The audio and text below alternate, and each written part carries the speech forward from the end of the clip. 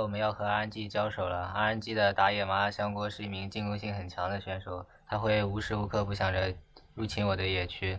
我们只要做好防守，防守住野区，那应该就能赢下比赛。Welcome back, everyone. We're just about ready for game number 2 between RNG and Suning.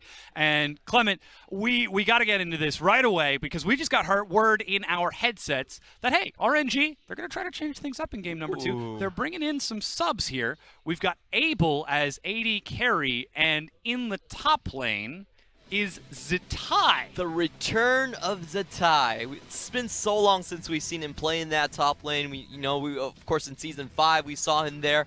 But the important thing about this substitution is, where has RNG been bleeding the most in this new patch? I do feel like it has been Let Me with his champion pool. He hasn't found a single win on that GP. He's been camped back and forth and just dove over and over. He's going back to picks like Shen or like Rumble, which haven't really worked out for him. So it's really interesting to see what Zatai is actually cooking up there. What the chef has in the kitchen, what he will be able to bring out here. Goodness gracious, it is surreal to see him in that jersey. Yeah, it's definitely taking you back down memory lane. Uh-huh. And you have to remember that RNG have 20 players on their roster. Yeah, they have got a lot coming in. And, oh man, I cannot believe it's Zatai making his way back into the top lane. It's been a very long time since we've seen him play in the top lane, however. He played previously on the mid position. Mid lane, yeah. So we haven't seen this guy, so it's not, we don't really know what's happening. But in S5, he was known for his kind of like rhythm play, for his carry type of play, and he also reached rank 1 on the Korean ladder as a top laner. That was his claim to fame. Yes. As a top laner. Yes, and of course Y4 being swapped out for Abel, you can see on your screen, this is the guy with the mechanics that intimidate Faker himself. This is the guy who, if you want to, if you face him a one-on-one in a dark alley late at night, you don't walk away from that sort of thing. But that being said, he's still a very young guy. He's a very young player. He's still got a lot to learn with the team. But the fact that he is playing second fiddle along with Y4, knowing that at some point, Daddy Uzi is going to come home. And now he has a chance to impress us once again. Yeah, so him coming up, I feel like what RNG is saying is we're going to load our roster with as many carries as we possibly can, and we're going to have MLXG just pick which lane he goes to and kind of snowball from there. It's an easier decision for him to make rather than play completely defensive with the previous roster they had with Let Me. Well, let's see if that aggressive play is going to work out for them. Our casters are ready to take us into game. Gentlemen, the desk is yours.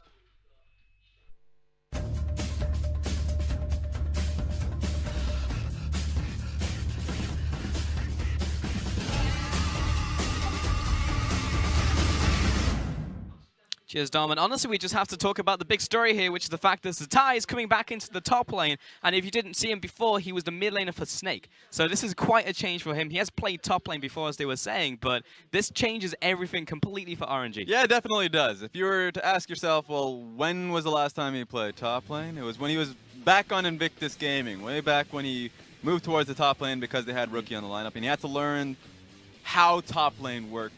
Learn how to play the matchups, the lane, all of that nonsense. But Zatai's always been a player that can pick up champions the fastest, can pick up a role very quickly. So it was very natural to say, well, we need to pick up a top laner, and we have someone who has so much game knowledge underneath them, so they move them to the top lane. So it's very, I guess it's natural to see RNG say, well, we don't necessarily need a mid laner. Xiaohu's incredible for us, but since we're having a lot of questions for top lane, and since Zatai has played top lane before, bring him back up there and see what he can play. Yeah, I actually just wonder what type of role he's going to play for this roster now for RNG, but it's good to see him back in the LPL as we look towards Champion Select for game number 2 here, Suning and RNG. Kog'Maw and Azir will be taken away from RNG. At the same time, Zoe and Galio, so thank the Lord that Zoe is off the table. Yeah, it's going to be interesting to see what RNG does to kind of, like, what do they put Zatai on? Because stylistically, he could play a lot of things.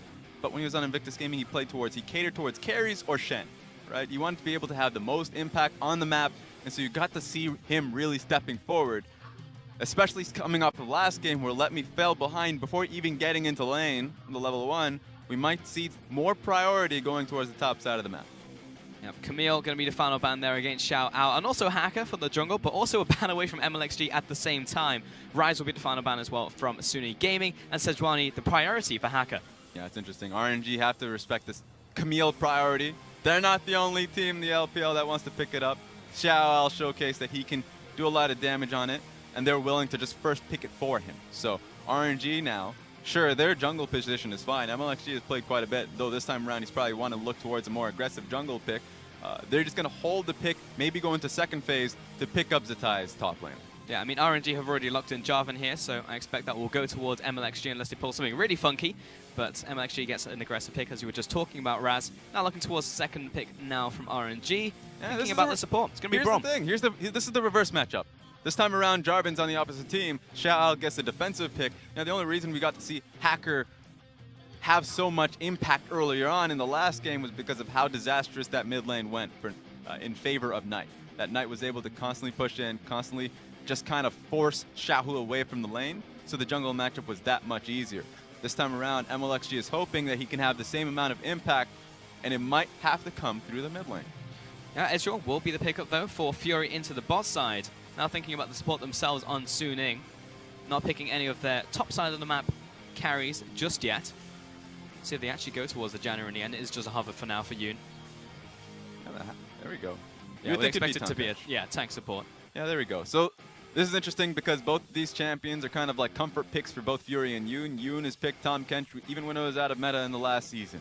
So he's done quite a lot with it, and it allows him to kind of rotate out of the lane depending on how successful they are in the bottom side of the map. If they're doing well earlier on, then they can kind of just use his ulti at level 6 and forward to just kind of send themselves top lane and get that priority, get the movement of their bottom lane going to chip on tower. So I like the pick from it, has the extra protection as well, and of course Fury, when he's on Ezreal, later portions of the game, has so much kiting that he can actually output for his team. I mean, in the first game of the set, Suning managed to get a 2 versus 2 kill in lane against Y4 and Ming. It's now Abel into the bottom, who's picked up Xayah, alongside the Braum as well for Ming. So it's going to be very much tables being reversed here in the bot side. This is interesting. The fact that they picked up the Xayah and Braum allows for a lot of kite back in their own composition. That sure, Jarvan can lay down the Cataclysm, but immediately you're seeing the fact that Braum's passive, the ulti as well, that gives a lot of slow onto the field. Seems like RNG, with their first 3 picks, have a lot for, I would say, space for Abel to work with in these team fights. Imagine a world where an Alawi is a legitimate ban in the LPL. Feels good, man. Amazing. RNG are going to be taking that away from Xiao Ao on the top side, implying they might be picking a tank up there for Zetai. Will be Malzahar banned towards Xiaohu here. It's funny. It's going to probably be a little bit anticlimactic for Zetai to be back in the roster because Ornn is still on the field. And if these carry top laners are being taken away from Xiao Ao, and you look towards RNG and they have the first pick, why not just pick up Ornn? And at the very least, it can kind of give a good sense of how Zetai's team fighting is currently as a top laner, because when he played the Hecarim top lane with Smite way back, his team fighting was pretty on point. It was, but it will also be a playstyle difference as well to see what he's like actually on Ornn, on the tanks, to see how he interacts with the team, because it's very much a different role that he'll be filling, and actually a very similar role to Let Me, so it no longer becomes like, is this guy coming in for the carry role when we need it for the team? It's more, we just want to see how Zetai does on these picks. Vladimir will be the final ban from RNG against Xiao Ao, and also Knight as well, and will be a Kassadin towards Xiaohu.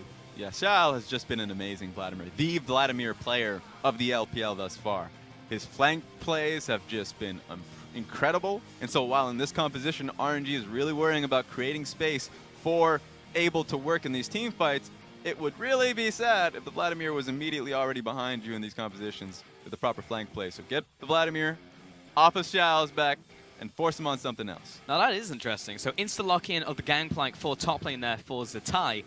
Ornn is still available if Suning wants it. In fact, there's a lot of good picks into gangplank, including the Gnar that Suning are hovering, and it will be locked in into the top lane. Well, when you're talking about good picks into GP, the funny thing about that is that GP is fine with just about any lane, because technically any lane can dive him. It's just the fact that he's constantly kind of scaling up, getting a lot of gold underneath him with Klepto, and it's always on MLXG, the jungler, to kind of sustain him in lane, to hope that he doesn't get dived by Sejuani and by, of course, maybe the mid laner, since Knight just picked himself up the Corki. So it's going to be on the jungler to keep him afloat in these lanes. Once he gets Trinity Force, though, he's going to be doing quite a bit for himself. He will, and he pretty much gets it regardless of what happens to him in the top lane. Just 0-5 comes out with Trinity Force at 12 minutes. Oh! Going to be Syndra, though, from Xiaohu. He's actually, he really wants it in this game. 66% win rate so far on the Syndra, and to be honest, most of those games have been from Xiaohu. It's hilarious. You know, when the videos coming into, of course, the LPL every single time, you get to watch Mike check a little bit, and you saw the memes coming out of Xiaohu. Doesn't want Rise. Of course, it gets banned away from him this time around, and he would love to get on the Syndra pick. Syndra has been the pick that he's won games on for his team, been incredibly impactful for last split, spring split, summer split. It's been Rise and Syndra. Rise is off the equation, going into second phase. Give me the Syndra, and that's a lot of pressure in the mid lane. Very much an old school matchup as well. The fact that Corki's now coming back in the few sets that we've seen into Syndra. Like, I remember back when Corki was picked a couple times into Syndra because you can go for that early Hex Drinker, but it's one of the only characters who can just walk into mid lane, not get obliterated at level 6 by Syndra's ultimate. Yeah, it's actually pretty fun to see the fact that Corki's coming back just a little bit. I know that Knight will always want to pick up the Corki just because that's been a pick that he's been comfortable with in the LSPL. So when it comes to control mages, that's one that he will rely on in a sense. So he'll pick it up and he'll feel safe against any lane. Just because in the mage matchup, as you mentioned, you can just pick up the Hex Drinker and you'll be able to get out just fine. It'll slow down your build just a little bit because that's gold you're going, yet that's not going into your crit build, not going into the 2 attack speed items and your Trinity Force. So sure, that's going to slow the pace down a little bit. Suning Gaming has been working on a slower pace game though, so that would be right down their alley. Yeah, it is kind of the equivalent of just getting a mic move about there. But yeah, it's pretty much the equivalent of picking up a QSS against like a Malzahar. It's like you need it in lane, but it also gives you damage at the same time. It's just the setup that I'm now worried about. RNG has quite a bit of it, because if you look towards the jungle matchup, Jarvan's going to look towards the mid lane. If you can get a good knock-up, then that'd be nice. But it starts with the QE, of course, from Syndra, the stun that she can apply, because you would say, well, you know, Corki's pretty safe in the lane, but if you don't expect the stun coming through from Syndra, then immediately the follow-up from Jarvan's going to be picking you off. And if that's not a kill, with a Syndra ulti coming through, then I don't know what is. Well, that's a loud noise. It absolutely is. That is a lot of people in the crowd really want RNG to bounce back in this series up against Suning Gaming, who honestly handed it to them in game 1. I'll have to see if RNG can actually pull this one back, not only just for this series, but the fact that if they lose this game, if they lose this series, they'll be on a 0-4 losing streak. Yeah, you definitely don't want to go into the long break, New Year's break, with these losses looming over you. It will definitely feel bad, especially since a lot of these opponents are teams that RNG are far expected to exceed, to get past. Losing to LGD really was a tipping moment for them. The fact that they kept falling, kept snowballing downwards. This is going to be the game for them, because they lose 2-0, 0-2 to Suning Gaming. Their fan bases that you just heard very loud and clear, definitely, like, they might turn on them. I don't know anymore. Yeah, hopefully that doesn't happen. RNG, very much a dynasty, a legacy in the LPL. See if they can bounce back, because they are in very much a different circumstance than they were last year at the same time. I know we had a very similar narrative coming into Chinese New Year. It's like, where's Uzi? How's the team going? Yes, they were slumping a couple games, but it's not quite the same as it is now. It seems like the problems that they have run much deeper. Yeah, it's interesting, because in the last spring split, when Uzi wasn't here, a lot of it was on Xiaohu carrying them, a lot of these cases. And it was on the Syndra pick as well. The Syndra pick was allowing him to get a lot of pressure in lane, and he was constantly roaming top side, bot side. He was a running menace in a lot of cases, and that's just not happening lately. Yeah, Fanvote talking about the first blood chance here. Still going to go over to RNG. Do you feel like it's going to go over to RNG, courtesy of MLXG probably getting in there? Xiaohu, the fact he's on Syndra as well, probably put that vote over towards them. Ooh, get him! Knight walking into the bush, and the audience might be right as Knight will have to flash away from MLXG's gank. And funny enough, statistically, it is always right, just because MLXG has a higher first blood percentage than both Hacker and Tian. He's just a lot more active on the map, not only in terms of just invades that he outputs. You're seeing the invade right now getting onto the rafters. His jungle percentage is 4th in the league, but also just the first blood rate. Sure, it's not the best in the league, but it's much better than Suning Gaming. Yeah, more likely for that to happen. Hacker, however, taking away the Raptors on the opposite side of the map, so we'll be trading evenly here against MLXG, who's gone for his own invade. Yeah, very smart from Hacker, because at that moment when MLXG catches Knight looking to ward up topside. Of course, Knight has to base, which allows MLXG the opportunity to go on Raptors. If the Sejuani doesn't catch Raptors, you just lose a huge chunk of experience. This here is a risk, though, that he's going for just because Xiao is pushing top lane. Flag drag, he's found Hacker, and this is completely blind from MLXG. Flash over the wall. Of course he's going to follow that. Hacker doesn't have any other way out of this one, looking for the stun, but Knight's coming in as well for the assistant. Xiao, who rotates, finds first blood. Double buff onto Xiao on his signature Syndra pick, all because of that one aggressive play Hacker made. Not only did he want to even the playing field by taking Raptors, but he moves up to Krugs, and that was a step too far, and he gets punished for it. Yeah, this hurts a lot now for Suning Gaming, losing the jungle this early on. MLXG is going to take complete control now over the top side. Here's the thing. The idea was pretty sound from Hacker. Take Krugs. Oh, wait a second. Xiao, get out of there. Yeah, he's got the rage bar ready to go. There will be the flash or the flag drag knock up. Xiao turning it around, actually. Feels like there's nothing else that RNG can do in the top side. We'll get out of the gank. Whew. All right, that was close. Thankfully, he was that close to his Mega Nars to be able to get him that much HP back and the stun that comes with it in Wallop. So let's roll it back towards Hackers Invade, because I like the idea because Xiao Al was there and was pushing, so he could have helped, but he just didn't catch the fact that MLXG was already on top of him. Immediately flag drags to be able to close the distance from that point forward. What is Xiao going to do? If he takes the long trek to help him out, Sejuani is already dead, and he puts himself in a bad situation. So just didn't catch the fact that MLXG was going to go in that quickly. Yeah, unfortunately, he chose to flag drag in that exact space. Mid lane's starting to get punted around as well. Xiaohu really pressuring that mid lane. And there's the thing. Knight is supposed to be in a defensive matchup, able to heal himself up. The fact that he has fleet footwork and is going to have the potions for himself, even the Doran shield. But if you're going across Xiaohu, a Syndra with both blue buffs to spam Qs and every ability available to him, and the auto attacks with red buff, that's going to tip over that matchup. Right now, Knight's just reeling. Yeah, definitely not fun to go into double buffs this early on into the game. MLXG also pressing into the bottom jungle here. Hacker is a couple camps ahead just because he's Sejuani, but both level 4 now. Ward goes down, and both junglers know where each other are. Just a slight glimpse, Hacker catching out MLXG when he was moving into the bush. Had he not seen him, he would have gotten hit on. So it was, oh, he's still getting his Raptors stolen away from him. Yeah, contested out. Hacker may have actually been able to stick around because MLXG slightly missmited, but we'll get the whole camp anyway. Rotation from Xiaohu and recall. He knows that there's absolutely zero pressure coming out from Hacker right now. Yeah, and Hacker wasn't in position to be able to answer the enemy Raptors as well. So now that he's getting answered to by MLXG, allows him to walk back to his own Raptor camp, take it, and then move up towards Krugs, or if he wants to path towards bottom side, take Wolf camp. So right now, MLXG is in such a good position, has so many options available to himself. Well, Hacker's literally looking into his own jungle saying, I guess I have Gromp. I mean, maybe I have Scuttle Crab. That's very little experience that he can look towards. As the tie here, haven't really seen much from his lane, honestly. We saw that initial gank onto Xiao that he was able to turn Mega, not die to, but so far he's just essentially been farming out, and that's most of the laning phase for a Gangplank. So we can't really see what his top lane form looks like just yet. We just know that he's able to play Gangplank.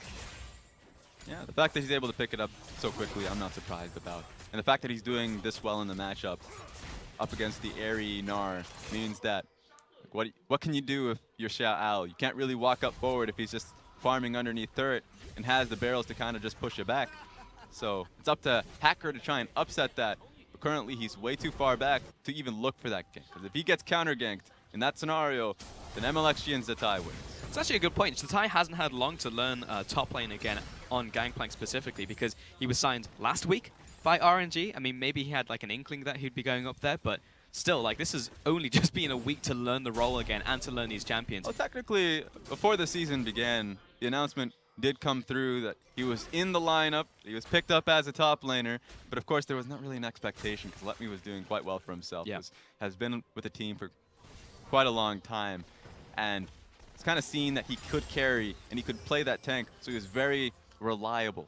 Of course, just recently kind of falling apart in a sense, so now finally giving the chance to Zatai. I think he's had a bit of play with the Gangplank. In fact, it's hilarious because whenever you look at Zatai's champion history and some of his picks and some of his accounts, it's like, wait a minute, what role does he actually play? Yeah. It's incredible that he plays so many champions, so many positions. So it's you could tell that the solo queue experience that he's had is really translating into professional play. Yeah, very much versatile. Go back up to the top laner. But Xiaohu, very unlikely ever going to replace this guy on the roster for RNG. Meanwhile, in the bottom lane, Fury's going to have to arcane shift away there. And in terms of the bottom lane, pretty even, honestly. Both carries just farming on up. Ezreal's gotten over that power trough that he doesn't really have anymore because of Kleptomancy, but even so, got the Sheen and the Tia there. Still kind of has to worry about the extra AD from the BF Sword Longswords coming through from Abel. Now that Abel can answer back in these trades, because earlier on, Ezreal has the poke that he can apply with his Q. But once you actually put yourself in that trough, of course, with the tier, sure, you have Sheen, but now Abel's going to be able to walk up with the wave, kind of shove it off, so he can shove through the wave, but use his Feather Auction to kind of like get a bit of damage onto Fury as well. So Fury doesn't have that much leeway in this matchup anymore.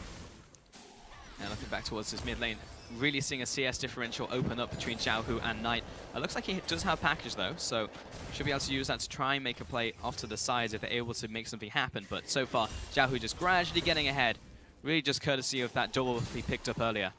Yeah, but here's the sad point about the package right now. If you look where Sejuani is, she's just trying to pick up as much experience. Sure, she's a little bit ahead of MLXG in terms of farming, has a level advantage, but because she's been focusing on that, she's in the bottom side of the map rather than the top side of the map, which you would want her to be, especially with Knight having package. That would be great for her to be in the top side of the map so they can get a 3-man dive onto GP. That would 100% work, but it's not going to happen. By the time Sejuani's top side, the package would have run down. No real time. Plus, we're at 9 minutes, just getting to the 10-minute mark, so Magical Footwear will be turning online for a lot of these players, and also the stopwatchers ready to go. So getting into these ganks, especially against RNG, will be quite difficult. There is barely any stopwatchers on the side of Suning, actually. There's one on Yoon, and that's pretty much it. Yeah, not a lot of champions, of course, that you'd want to put go into a primary inspiration tree for. It's kind of like the sadness of it. If you look towards Corki, it's like, well, you definitely want the lifesteal that you would get just because it works incredibly well with the crit build that you have. So, of course, he's just going to be going towards fleet footwork. Yep, Ares on that, of course. Flag, drag, going to be nicely dodged out there by Xiao Al. Actually, teleport coming in from Suning game, and he wants this to happen. And actually jumps back on towards him, but he's got the rage bar, goes into Megaphone. In comes Xiao, he wants to finish off on Xiao Al. MLXG somehow trying to get away. It's going to be a 1-for-1 trade, though, as they get the chase down. Xiaohu turning it around, he goes into a stopwatch. Zatai needs to buy some space from right now. Attacker goes back in once again. Knight trying to get a range for the auto attack, but he has no way to close. He got There's the Valkyrie, comes off cooldown at just the right moment. He's going to, however, dies as a tie.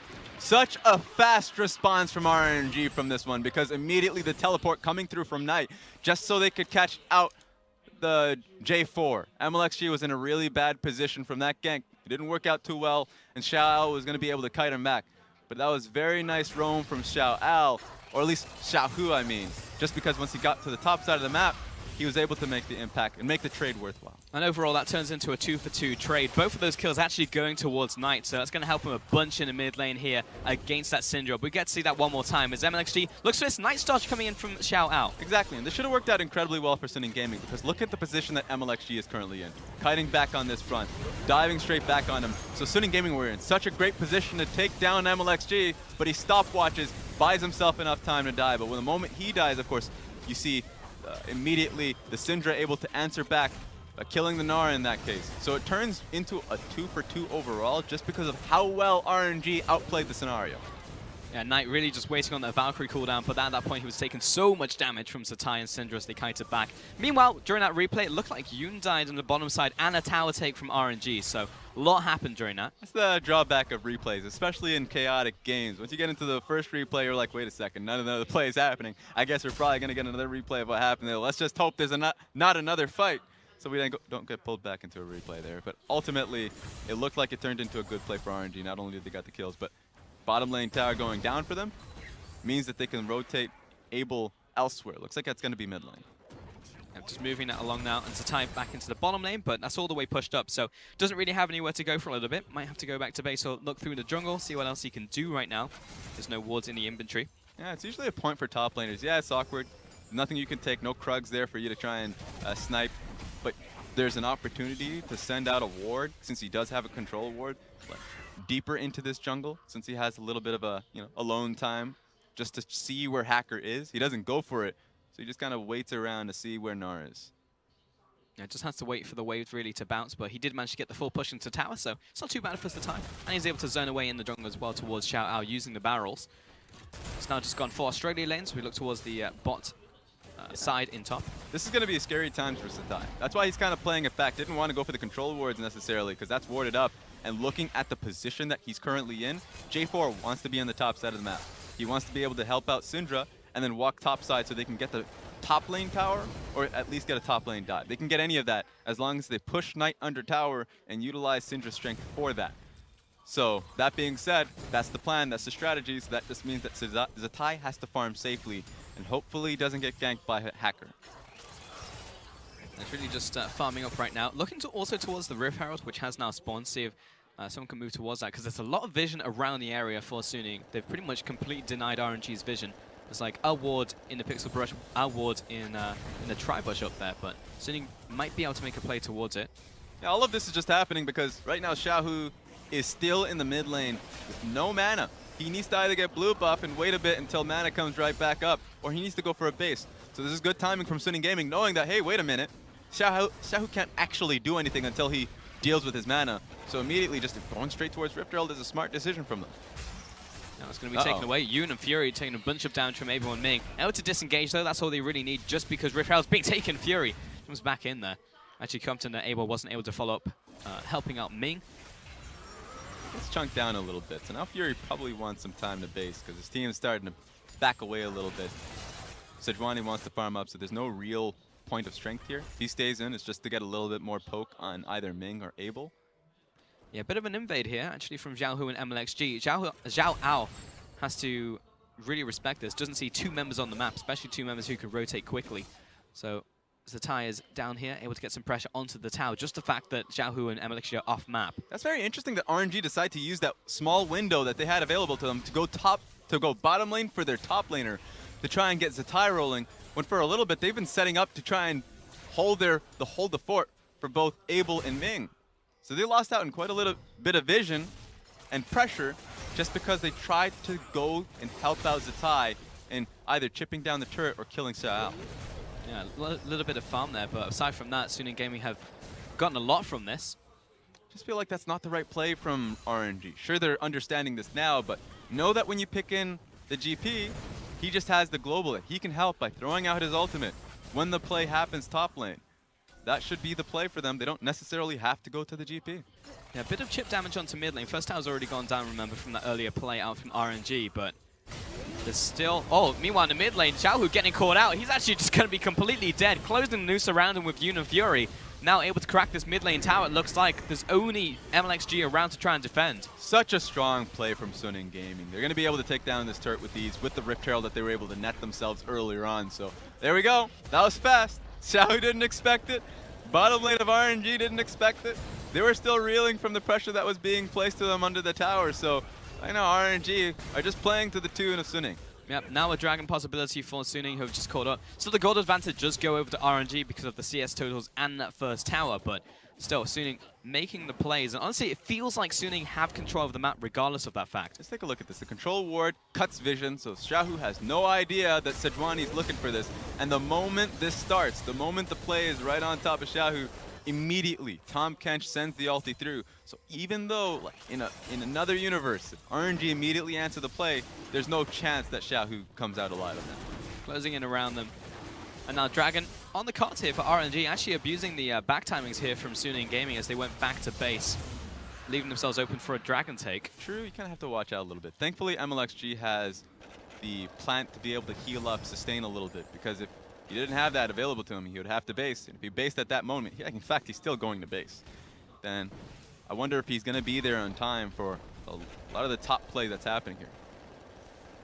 Xiaohu rotating. Knight is in very deep. He pretty much just wants the tower. Actually does have the package to disengage. Wants that very last auto attack to knock it down. And 47 HP remaining on it. So was very close, but really can just rotate back towards it once again. Ming wants to try and come in here onto Knight, but just nice little sidestep from him. Yeah, good from Hacker, or at least good from Knight, that is. Understanding his limitations now that he had the package to be able to chip down the tower. Of course, didn't have enough damage to chip it down, but they can just go for it next time around. Yeah, Hacker catching out MLXG, or maybe the other way around, as Zhao, who's now backing up the jungler, Going comes in for with it. a Cataclysm. Fury off to the sides, but will completely disengage, decides to burn the flash, and also teleport used in from RNG, I should say. Yeah, Zatai decides to TP rather than using his ulti. So he holds down his cannon barrage, but tried to TP. That just means that in the next play, honestly, Xiao will feel a lot more comfortable answering GP, knowing that he can stick towards the bottom lane and that he'll have that 4v5 potential to TP with his team. So right now, Suning Gaming have such a massive advantage in terms of tempo and play on the map. Yeah, it's not like Zatai has any way to try and stop him either when he's getting out of there with the teleport. But Xiao Hao just continue to push in the bot side. We'll have complete pressure. This is the only outer turret that's still up for RNG. Yeah, they're just going to be able to chip this one down and just know what that means for Zatai. Zatai doesn't necessarily want to be under this tower, doesn't know where Sejuani is. Sejuani right now is pushing into the, or at least going to be in the area.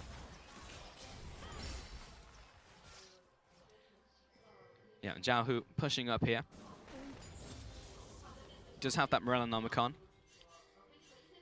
And there's actually no Hex Drinker coming out from Knight. Didn't feel like he needed it after you made that initial play.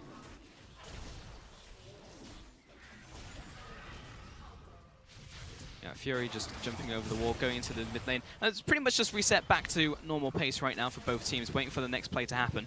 Cloud Dragon a little ways off, going to take a while. Baron also going to take a while for both teams to move towards the area and actually feel comfortable enough to take it. Yeah, and it all comes through this lane assignment that Suning Gaming have kind of put themselves in right now, honestly, for the last minute or two. Putting Corki up into the top side of the map, it netted them a tower a little earlier on, but now they're using it to kind of continuously pile on the pressure and honestly force Xiaohu to answer that. Xiaohu does not want to be in the side lane. That's too long of a lane for him to put him in, and if he tries, or at least goes up against Knight, who has enough resistances now, soon will have the crit building up the attack speed. Should get, honestly, should get Static Shiv next. Once he gets that for himself, he's going to be a lot more comfortable looking for plays onto Xiaohu. If that's the case, then that's their win position. 1-3-1 if you're Suning Gaming. Yep, split them up. Divide and conquer. On 20 minutes into this game, it's really now just turning into a vision war, especially around top side. MLXG is trying to push up, but he doesn't really have anyone else with him. The rest of the team just wants to farm, especially Xayah and GP. Yeah, and this is going to be tough for RNG because they know that every single time they pick up a wave, you saw Xayah picking up top wave, you saw Xiaohu pushing up mid lane. They're constantly in a defensive position, knowing that, sure, yeah, they're pushing the wave past mid, but in the meantime, Suning Gaming are clearing out the wards near Baron. And then they're going to be put in a position once again where Corki is pushing up top lane again. Right now, they need to find a play based around Xiaohu's stun, just so they can push Suning Gaming off of this vision. Yeah, unleashing down the mid lane, just keeping these waves at bay. And still farming up. I mean, Suning Game, it's not like they particularly get weaker as the game goes on. I mean, Fury's going to be big, Knight's going to be big, especially with the crit build coming through. So RNG have to play defensive, have to wait for Suning Gaming to come to them. Yeah, a lot of it comes around the poke that you're seeing right now from Suning. The poke from Corki, the poke from Ezreal, all of that, sure, yeah, your damage coming off from Abel, from the Xayah is going to be massive when she has her third item. Next one should be the Infinity Edge. But if the fights are just never going to happen, and if Corki and Fury are constantly putting pressure onto Abel, then when is that fight going to start for RNG? Yeah, RNG actually mobilizing the mid lane now. They do have a minion wave coming in. It was a cannon wave, but that has been cleared out. Pushing up to the tower regardless of that fact, tanking with their faces. MLXG able to knock this tower down with the help of his team. Yeah, really good timing. They had Zatai for the play. And at that time, Xiao Al was tending to the bottom lane wave. So they recognized that was the small opening they had with Xiao Al and Knight in opposing lanes. So there we go. That's the good thing about RNG. 2 games in a row where they're put in defensive positions, and they're constantly checking and making Suning Gaming honest. But you want to be able to put yourself in a lead. That comes towards the next Baron. 22 minutes, and right now, Suning Gaming have put so much focus onto it.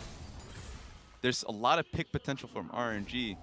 So if they can get Xiaohu, get a control ward around him. You already see one control ward properly placed by J4 right behind the Baron pit.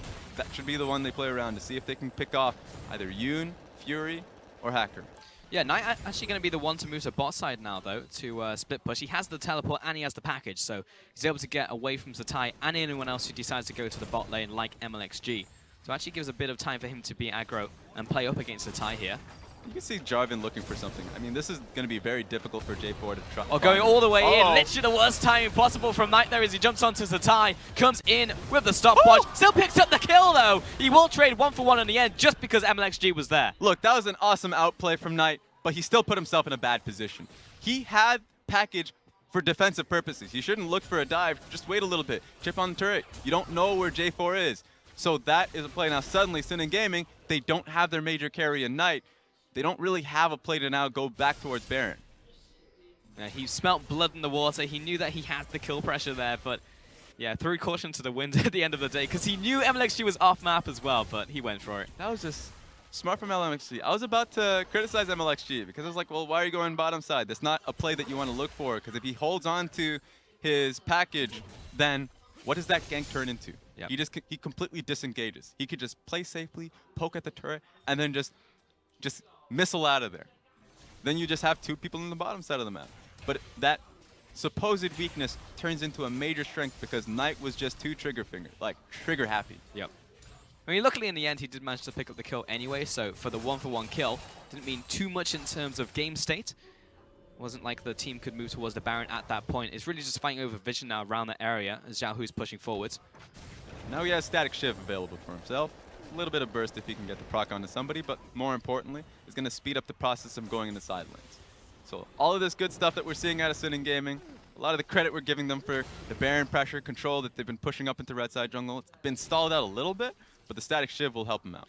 Yeah, just feel like we're actually moving towards a breaking point. Like there will be a big fight that will probably lead to the Baron, honestly, for the next objective for these two teams. And that could honestly decide how this game goes, because this is a pretty even game when you look at it in terms of gold and itemization right now for both teams. But, you know, one big misplay, one big blunder here from either team could mean the rest of this game going over towards them. And this is very important for RNG. Like, this series basically rests on this. Yeah, so if you're RNG, your two items that you have to look towards, Infinity Edge on Xayah and Void Staff on Xiaohu.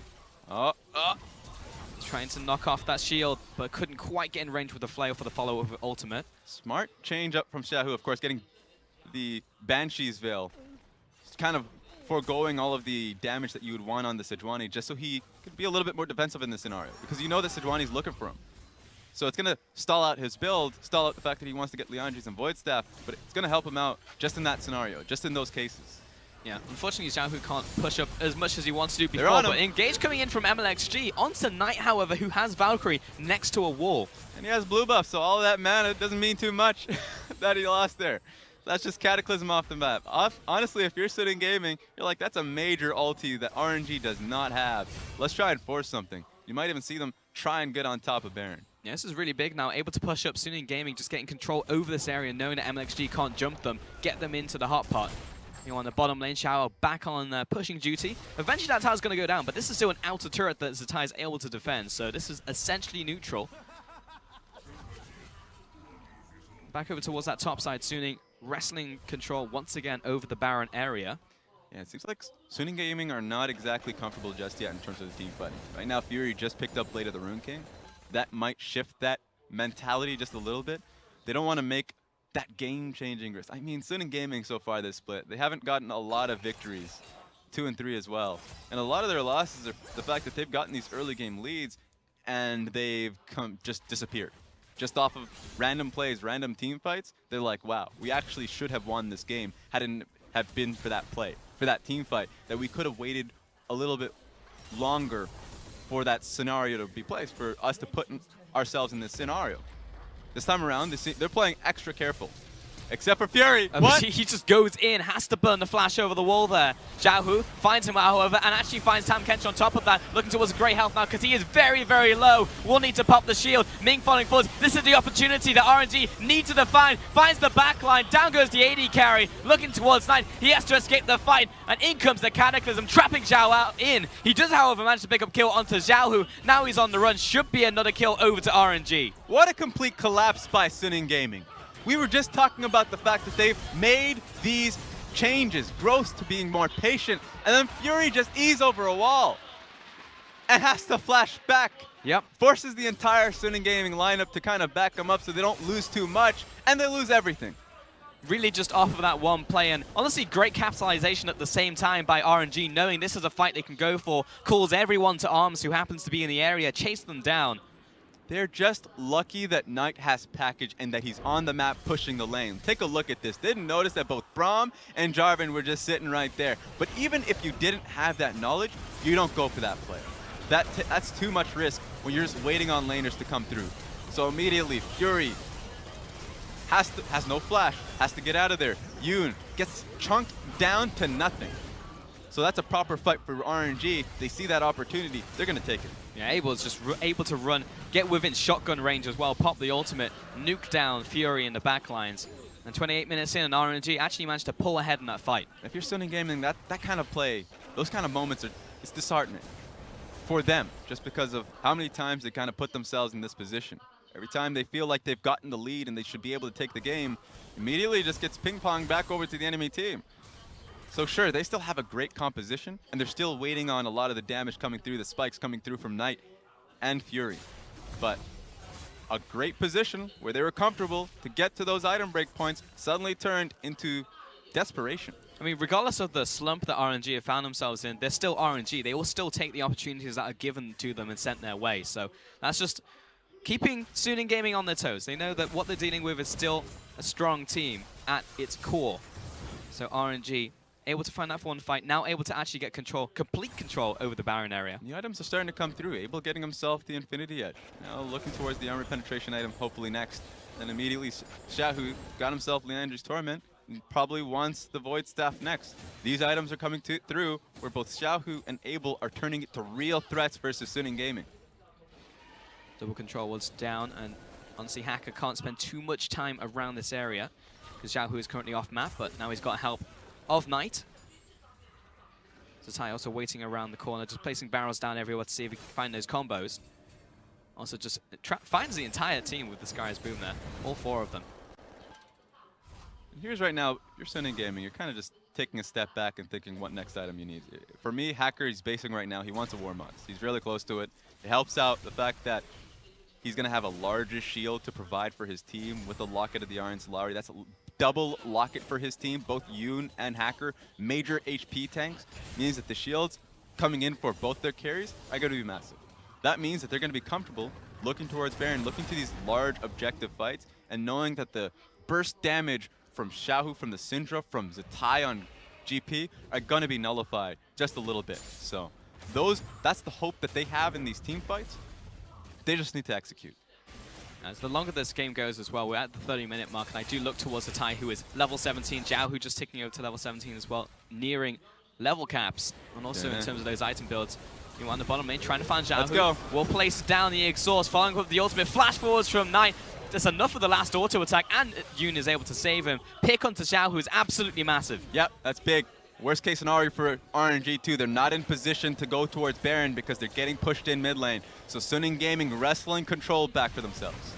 This will be a tower at the very least. So Ty's able to push up on the top side because there's no one else to respond. Only now is Xiao turning up, but tower down over to RNG, but it's an inner tower to Sunning Gaming, so traded up in the bottom side. These are long death timers. 30 seconds left for Xiaohu means that they can base, get back onto the map, and re-solidify control around Baron just before Xiaohu's finally available. So there's no reason for RNG to contest for vision.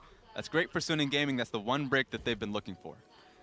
Yeah, that was, however, resources burnt. It was both mid laners' flashes coming in there as well. So Knight will not have that one for the next fight if they do find themselves in that situation. But honestly, I'm just getting to the point where I'm looking towards Abel. I'm looking towards Zatai, these big crit-based carries who are going to do so much damage in the next fight. Sunning Gaming do need to be aware of this. Those picks are going to help them towards that course, though. MLXG flag drags over the wall as he's trying to get that vision there. And talking about Abel, because now, I mean, we haven't said much of his name until this point because the damage is starting to come through. He's got himself the Last Whisper. That's been what we're looking for him, just to be able to kind of really be a threat to Xiao, who has the Rando and Omen, to really be able to walk up to the base shield, or at least base armor that Sejuani has for herself. So he's going to be a lot more comfortable walking up now that he has the armor penetration. Zatai's also just picked up the Guardian Angel, so he's very happy to be on the front lines now. Will have that extra safety net for himself. Now pushing up in the mid lane, pushing out these lanes, just trying to allow themselves to push up, have somewhere to go and gain more vision over this map. Yeah, let's talk about Zatai a little bit, because not only does he have the GA, he has the Sterix Gauge, which means that even if he takes a lot of damage, eats a lot in these team fights, he could stay alive for very long. And the cooldowns that he has in terms of hitting those barrels, pretty short. The longer he takes before they take him down means that Abel and Xiaohu are going to be able to deal that much more damage, and he's still going to revive and be able to just be a massive threat. So these are incredibly scary items for him to be picking up for these later team fights. Yeah, I said crit before, but he's actually pretty much a tank at this stage. He's got the Triforce and he's got the Ghost Blade, but yeah, while he has a lot of damage, he's essentially going to be sat there in front lines, as you said, allowing the back line to actually do their job. This has been started. Baron has been started by Suning Gaming. It's kind of a half-hearted attempt right now because they are just carrying out wards. Yeah, look at Sejuani. She's just kind of basing at the moment. It's kind of weird. They definitely don't want a Baron. I don't know what I think he was trying to hit the there. ward. Yeah. Just kind of constantly queuing and autoing Baron was kind of interesting. Yeah. But overall, yeah, it's not the right timing for them. Basing and coming back into the map. Even has an extra giant spell. You can tell Hacker wants to get the Randuin's home as well. Double Randuin's would be pretty big for this team. Also looking towards the next dragon, which will be coming in 30 seconds. It's going to be the last dragon before Elder spawns. It's only our third dragon of the game. Ming just blocking the two-shot barrage in mid lane as well. So we'll see if Suning is able to make a play towards that. It will be more of a mini objective, more a micro objective for both of these two teams, because they've been dancing around Baron for such a long time now. And the time really starts to stack up, especially if you're Suning Gaming. If you don't feel comfortable starting Baron, don't feel comfortable going in these Baron fights, that feels inevitable at this point, then you might start to look towards the dragon, but I guess they're just going for it. RNG wants it. Yeah, they've started nice in the bottom side. He does have teleport, however, though it seems like Ming is tanky enough for them to be confident to do this. Down really to 3,000 HP. They're trying to burst out, keep Hacker outside of the pit, but it's going to be a smite wall. MLXD just secure it. Knight behind the back of the pit right now. Can't get into the fight. Hacker removed from the map by Xiaohu, and now the carries trying to cut back. They are stuck right now inside here. They have enough damage, trying to force their way out of the pit. Because Fury wants to make the play. Where's the rest of his team? He's by himself right now. A 1-for-1 trade between the carries. Ming getting chased down by Xiao Ao. Bit of assistance over the wall by Xiaohu. This is a mess of a fight right now for both of them. Fury is looking for the cleanup on this Ezreal. Looks like he'll find it. Gets one, but Tam Kench pays his life for it. Xiaohu now on the retreat. Xiao Ao looking for the chase. I don't know if Xiaohu can get away from it, but it's still somewhat of a victory. The fact that Zatai was able to get with the only Baron here. I don't feel like Xiaohu can get out of this one alive. Takes the tower shot and Fury claims the kill. Such a risky fight for both teams. RNG just wanted to get that deathfall going for themselves. But Suning Gaming, they split up. Knight was on the right side of the pit. Fury's on the left side of the pit.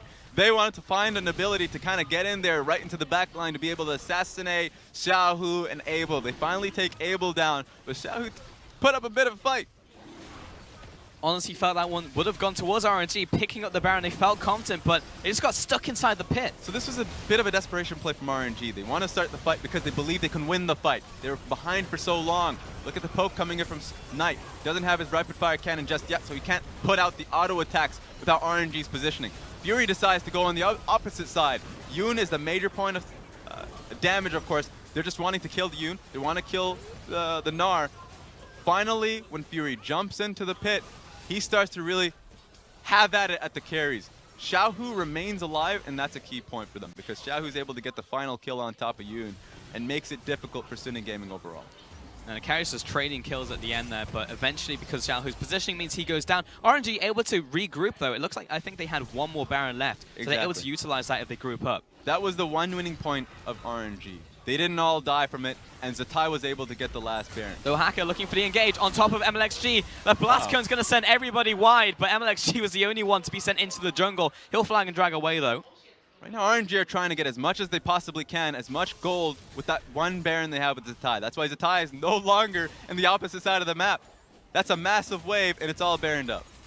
And lots of caster creeps on this one. Xiao Ao just kiting back. He has Guardian Angel as well now in his back pocket, looking towards MLXG and Ming on the front. Xiao Ao comes in for the engage, but it's the Cataclysm onto 4. Moving front to back. Yoon is trapped in this pit. He goes down. Gangplank ultimate keeping them away as well. Xiao Ao trying to save this guy, but he goes into his Guardian Angel, sitting on top of his corpse, ready to kill him once again. MLXG seals the deal. Too much area of effect to deal with. GP ulti on top of them. There are just feathers flying through. And of course, Xiaohu had those 3 orbs able to just spread out. So what are the carries of Suning Gaming going to do? Knight and Fury don't want any bit of that. So it's just Yoon getting chunked down, completely annihilated, and there was no response by Suning Gaming. And despite the fight win at Baron, the fact that RNG are able to push up, the fact that they have that one Baron left on Zatai, they find a fight, they find the tower, and now the carries are absolutely huge. Both Infinity Edges completed as well on Zatai and Abel. Exactly. We're talking about pointing out the fact that Zatai didn't have that much crit a little earlier on. But once GP starts to get items, he's starting to just blow you up. So the Infinity Edge is pretty massive in what he's able to output in these fights. And just utilizing that massive wave. And that's why the Baron was so big for them. Sure, they lost in the fight, but the one Baron is all they needed. That's constant pressure they can utilize. The GP can be a part of. So being able to take down that Baron means that Suning Gaming don't have to work with waves anymore. Top lane wave, mid lane wave means nothing. If the bottom lane wave is that big and that close to your turret, RNG will be closer to the objectives, faster in tempo. You have to answer to them. We'll come down to another fight now. There's no monster objectives on map, but the next dragon will be Elder. Looking towards those towers now, and RNG, they've pretty much given up the ghost on looking for another push now, but we are waiting until we find ourselves in another fight. And here's the worry for Suning Gaming. Even though they had a lead initially, their team fighting is starting to get a little bit difficult. Sure, Corki and Fury pretty big, but Xiao, you saw what impact he had last fight. He got one stun off of Zatai, he just oranged up. That was it. But if you get onto Abel, he has Mercurial Scimitar, he's going to be able to get out of that one scot-free. And the Banshee's Veil from Xiaohu, there's not a lot of options, and who are you going to pick off with the stun? If you land CC on one person, they're going to be able to get out of it. And it's not like they want to go front to back either, really, when there's a Xayah on the enemy team and a Gangplank. So it's actually very few circumstances in which Suning can find the perfect fight for them. Though a lot of these fights will be on their home turf, though. It seems like RNG are pushing up now into the jungle and looking to start sieging these towers. So maybe Suning Gaming can poke off the shields, poke off all of the spell shields that RNG have. And here's the thing, the one champion that Xiaohu kind of made his career off, or at least his last year off, the Corki pick. Means how much damage he's able to output in the finals. That was big. Knight currently has that pick for himself. Has double attack speed on him, rapid fire cannon, and static shift. He's full build, so he can be a major point of carry. Even though they are 4K gold behind, doesn't matter if you're full build on Corki. So if he can get that one little bit of poke, that one auto attack, sneak it in on Xiaohu, sneak it in on Abel, really that is enough to kind of change the tide of battle here for Suning. There's almost no magic resist on the side of RNG. Look towards the Banshee's Veil and then support, but aside from that, there's not a lot of magic resist. He will start to tear through a lot of these targets on RNG. Those magic damage crits late game hurt a lot, so there is a chance here, as you said. Ooh. MLXG, he sees Fury in his sight. Good sidestep there, but follows up with a Cataclysm. MLXG needs to get away, though. He's within blasting range by both of these AD carries. It was a difficult decision here from RNG. They did not want to chase that one through. Look at the corridor of that blue buff. If MLXG just jumps right in, and if Suning Gaming are going to be able to zone out all 4 members, that's honestly MLXG just getting chunked out. So he had to flash away from that one. Good choice from him, but just a poor choice in general starting the fight to begin with. So RNG, they try their hand at it, doesn't quite work out. 20 seconds left on Baron, another 40 seconds on Elder. So it's a good chance these teams will be pulled apart towards these objectives now. Yeah, the fact that the game went this long really could be any team's game. The fact that Suning Gaming have some incredible carries, both of them on full build. You look to the side of RNG, Xiaohu has Rabadon's death cap. That's really what it is. So whoever starts the fight, who's able to pick out the carries, it's going to be all the more impactful. Oh, wait a minute, Zatai's caught out. Yep, that was a big crit coming in from Knight. 800 damage just off of that, but Zatai able to run away. He's got the fastest legs in this game. It's a fast Gangplank. Knight's learning lessons throughout the game. Didn't want to package forward because the last time he did so was completely deleted off the bottom side of the map. So this time holds on to his package, gets the poke. Nothing came of it. Wow. Oh my god. Knight's actually surling it, and he has enough health getting back from the Keystone to actually do this. He's taking it very quickly as well. Elder Dragon taken down. RNG have started this one, but Corki not going to take him long to get towards this fight. Hacker, he's walking up, has the smite himself. It's down to 2,000 HP. Hacker needs to go in right now. Doesn't find it. Secured by MLXG, but now they want the fight. Xiaohu, he's found MLXG. Abel, he's on the front lines, but he needs the team to back him. The call has been made to re-engage now by RNG, but have just lost their jungler. Not going to be able to trade back towards Hacker. Ming jumps away, but look at Knight. He's absolutely unleashed, finds one, finds two, looks towards Ming, flashes They're going forward, in. gets another, looking for the third, finds the fourth. And Xiaohu goes down, taking Hacker with him, but a massive win by Suning. That is 4 members down on RNG. Zatai is the only member. How many turrets are they going to actually lose off this? This is going to be absolutely huge. Double 40 seconds TP. left on the death timer from Abel, 40 seconds on Xiaohu, 30 seconds on MLXG. This is going to be at least a tower, at least an inhib. He's going to have to set up barrels to just clear out the wave. That's a wasted barrel. That wave needed to die. This could be the game. It actually could be right here. 20 seconds left on MLXG. The carries, there's too long left on this. Even with the Baron minions, I don't know if they can do it. This is a massive minion wave coming in. Zatai is doing plenty of damage, but he needs to get another barrel combo off. And Knight is still on the Rift. He's already down. He's into the Guardian Angel. And Suning Gaming, they can ignore him. They go for the Nexus, and they've done it. A 2-0 victory over RNG. Suning Gaming finally nets the win. Off of 3 losses in a row, this is what pays off. And it feels good to come this far in the split and to finally pick up the win, but you look across the aisle and RNG's gutted. Huge for Suning Gaming, Raz, and honestly, it feels like today we might be seeing the fall of an empire. Honestly, RNG, 4 back-to-back losses in series, and Suning Gaming on the up and up. Yes, they came off the back of 3 lost series themselves, but they are constantly improving. And if you just look at RNG, it feels like they're throwing a lot of answers, seeing if anything can work. Rosters were a big point for them. Even bringing on Zatai for the top lane, and Zatai performed well. That was a good game from him. Output a lot of damage in the team fights. He was doing quite well for himself in the lane. But they still are losing fights. Losing position early on in the game. It was a good test up against Suning Gaming, known for their early games, but they didn't pass. Good stuff from Suning Gaming. They were able to close it out, find the fight, and Knight, it really came down to that. The fact that you spoke about him was really important because he was the turning point. He was the factor that allowed them to win in that fight. And this just reminded me of Xiaohu. Because Xiaohu really made a name for himself last year when he became the sole carry of the team of RNG and capped it off with incredible Corki play. Now in this game we saw Knight soloing the Elder Dragon, much like Xiaohu soloed Elder Dragon in finals, and being able to join the team for a major team fight, pick it up with Fury as well. Incredible game for the team.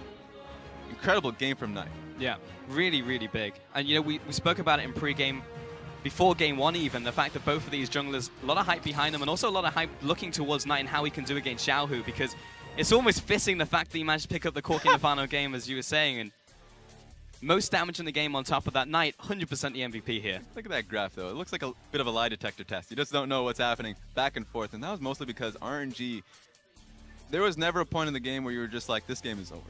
RNG were constantly looking for those picks. We were always looking on Xiaohu, looking on towards MLXG to see which pick can they make to get the game back in their favor. And they were looking for it constantly, looking towards Baron plays. Netting themselves a Baron, being able to escape with Zatai's last Baron, go towards bottom lane, pick up the tower. RNG, when they had the lead, they knew what to do with it. But there were just so few moments for them to actually get that window for themselves. Yeah, I mean, they tried to make the plays, but it really just came to that fight around the Baron and just the creative use of the Corki, being able to find that Elder Dragon, go towards it. I thought once the Baron had gone down to RNG, they'd be able to find the disengage, but the core came in. It looked like halfway through the fight, the core came in to go in, because it looked like most of the team had backed off at that point, but Abel wanted to find it. MLXG was already in the pit, and then from there, it felt like it was a little disjointed. They came into fight late, and then they ended up losing it, but it was really brutal to watch, and the fact that they got 2-0'd as well, I fully expected this to go to 3 games. Yep. And I don't even know if I expected Suning Gaming to pull out the win. That's true. And a lot of it came down to how Suning Gaming were team fighting. In the previous sets, their team fighting was poor up against Jangdong or Warriors. This time around, we got to see proper team fighting going up against RNG, and it nets them the victory. Yeah, really good team fighting out from them. Just a fantastic set in general from Suning Gamers. They take the win over RNG. That's going to do it from us, but we are going to send it over to the analyst desk to take a look at that series. Thank you so much. That was Pulse and Raz on the call for that. Clement, welcome back to the desk here. Wow. It's 0-4 for RNG. It's really happening. So we live in the world where LGD is on a win streak for the first time since 2016 spring. RNG are 0-4 in their last 4 matches. But hey, there are still some tourisms. TOP are still at the bottom of the standings. We can skip that. Yeah, Vici, they did take a game off of EDG. What on earth is going on? So, okay, first of all, RNG, they looked better. Yeah, they did not sit back and just roll over. I like the early drafting better for them because they picked up the Jarvan, they picked up the Xiaohu special, the Syndra, just to have some early gate oomph in their kind of play. Yeah.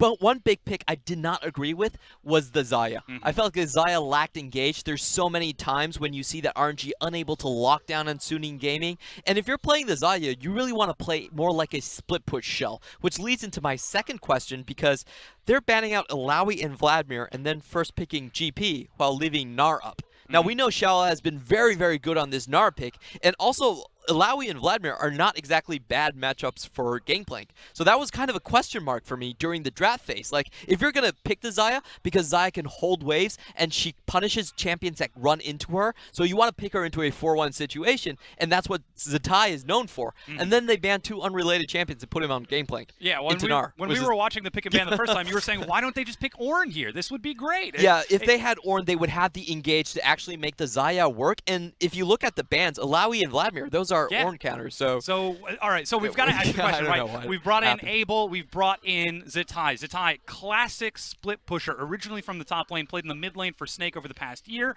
and then he comes in on Gangplank and continues to split push and actually sees some moderate success towards it, but eventually there's no way Gangplank can possibly keep up with a Corki who's just going to single auto. We saw what happened when he took a single auto 50 minutes in. And this is the biggest problem with RNG. I feel like their macro game currently is lagging so far behind. What you want to do against SNG when they have this super scaling composition with the Ezreal, with the Corki, is you want to punish them when they group up in siege. You want one big wave. So where you want, when they shove in, they're like 5-man, you want to go all in and just win a big team fight. That's not what RNG did. They actually traded towers in the early game. Over the entire map. And if you think about how that game went, if Fury did not burn his flash in E, actually there was no way for RNG to catch Sunny. So Sunny could scale infinitely without any single engage coming out from RNG and just kind of drag the game out to ad infinitum. Yeah, that's exactly what we saw. It looked like Suning were happy to just say, oh, you want to fight now? Well, we'll just turn around and back away. You have Tom and the only times that they made mistakes were when they actually did stay and fight, when RNG had that Baron bottom and were sieging,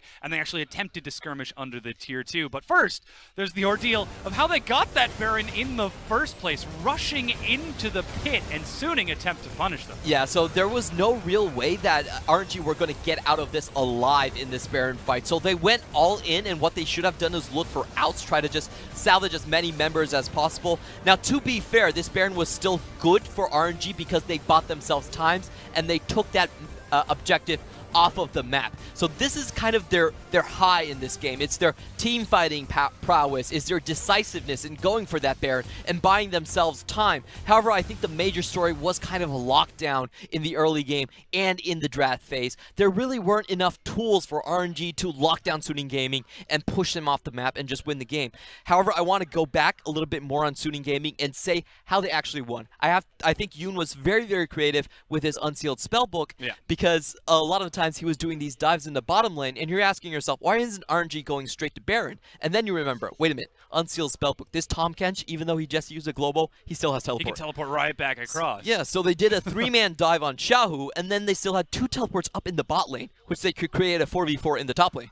And RNG were just, they didn't have an answer for that. They were stretched so thin, they didn't have a split pusher. Their comp was kind of all over the place, and it was just really smart map play coming out from the Suning. Again, this is a team that went to Game 5 against SKT in the World Semifinals, and now they're saying, whoa, we have to respect this 5th place LPL team. That's 2-3. I believe they're now 3-3 at this point.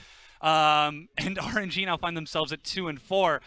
It's nigh unbelievable that this is the world that we actually live in, though we did see them attempt to step forward. Zatai coming in, he seemed to be individually he was good. Yes, he was able to fill the gap that Let Me sort of has left open, at least in this current meta. Abel attempted to step forward in these team fights, and when he had the opportunities, he was able to do damage, but it just seems so difficult. I honestly feel like there's something going on with RNG in terms of just coaching. I feel like the drafts have been pretty abysmal so far. If I just look down the drafts, I'm like, I'm not sure how this team wins. Like, Yeah. like what am I supposed to do here? Yeah, whereas on instead the of other side, brute forcing? you look at Suning, game 1, they played simple strategies. Game 2, they had a simple game plan. Let Corki scale, let Ezreal scale, and then just take a massive late game team fight. We've actually got that for you right here, where RNG, they again try to force the Baron. They succeed, and then Suning say, all right, let's fight now.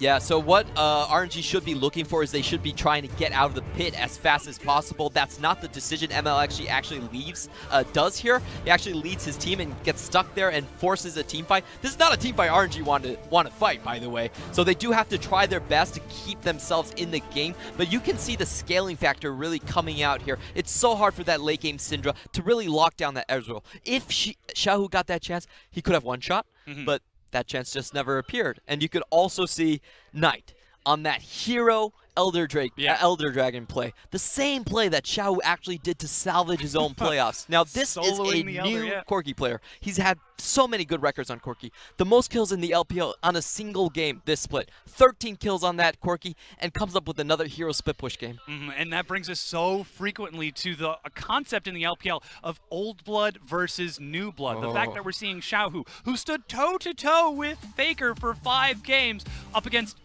Knight? Who's Knight? I don't know who. Oh, I see. He's our man of the match. 9, 3, and 4.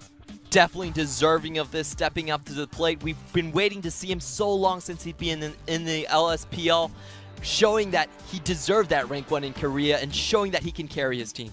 And with this, Suning Gaming, that brings them now to 3 and 3.